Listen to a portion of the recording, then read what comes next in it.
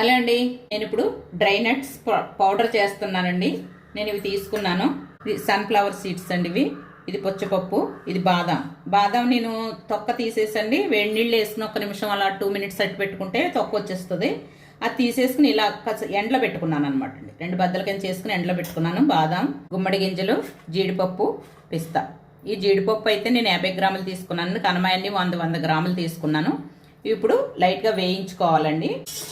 ఎక్కువగా వేయించకూడదు, మామూలుగా ఫుల్గా వేడెక్కితే సరిపోతాయండి.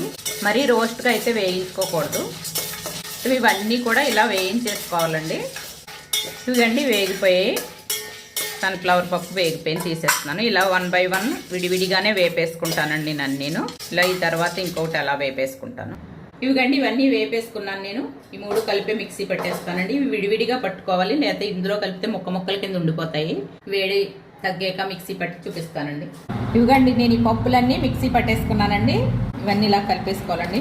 నేను బాదం, జీడిపప్పు అవి వేరుగా ఫస్ట్ పట్టానండి. 3 కలిపి పట్టాను కదా, ఇలా పౌడర్ పాలల్లో కలుపుకుని తాగితే ఈ పొడి చాలా మంచిదండి. ఇది 1 టేబుల్ స్పూన్ వేసుకుంటే సరిపోతుందండి.